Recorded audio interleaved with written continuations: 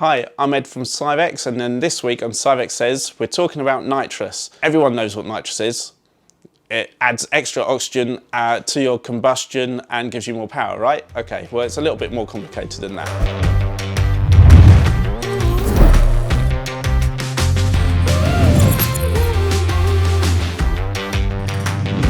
Essentially, let's break it down into two systems first of all. You've got a wet nitrous system and a dry nitrous system.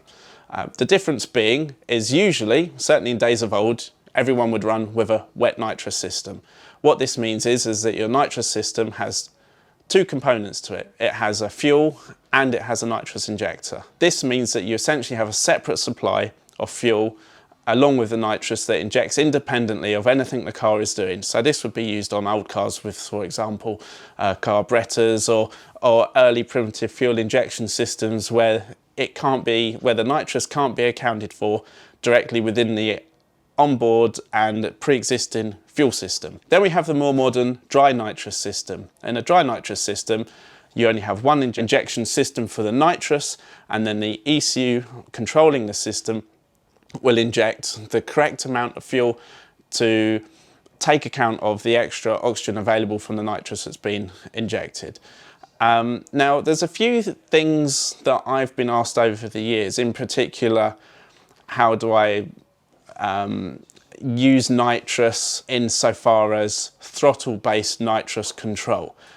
Let's assume for the moment that you're driving down the road and you want to use nitrous to make your car go faster or on a racetrack or whatever it is you're doing. But if at any given time you're not already at 100% throttle, you already have more power available for you. So at that point, there's no benefit to injecting nitrous at that given moment in time. So in almost every application, there's always strange different scenarios, but in almost every application, you would only inject nitrous when you're at or approaching full throttle. There are exceptions to this. For example, you might want to use nitrous to help turbo spool. If you've got a big turbo, for example, drag racing, that's certainly something I've used it for. But in any other scenario, you're not going to need to inject nitrous unless you're at or about to approach full throttle. So say like 95% throttle onwards. If you had a window switch so that it only came on when you're absolutely at 100% throttle, then I've seen lots of times where people have, this is in data logs, where people have accelerated and they don't actually realise they're not pushing their foot all the way to the floor and they're only about 90–95%. So in that case, the system might not activate. But you wouldn't ordinarily have nitrous come on at 50, 60, 70%. There's just no need. You'll already have more engine power available. Use that first before you put the nitrous on. This is really kind of a simplistic view because there's so many other things you have to take into account when using nitrous. One thing I found personally, having used nitrous on road cars in the UK, is temperature variations. So you need to maintain a constant bottle pressure with nitrous, because if you don't, and the bottle pressure changes really quite a lot between a cold day in winter and a summer's day in the UK. So if you do not have a way by which you control the bottle temperature, then your nitrous pressure will change vastly and it will completely mess up with your fuel enrichment and your AFR readings or whatever, particularly if it's a wet system and you don't have the ability of the ECU to compensate for changes in air-fuel ratio automatically.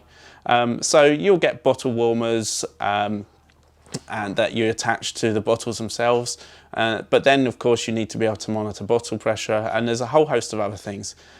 This maybe we'll look at more detail in future, but it's certainly a part that I have found in the UK you need to consider. Trackside, we'll use bottle warmers, and indeed in some situations, we've had on a hot summer's day where the bottle pressure gets too high, and so then we're looking at ways to try and cool the bottles back down to keep the pressure where we need it. But that probably rounds up the kind of question that I received today, which is just more to do with using nitrous as sort of at part throttle really, or even why would you do that?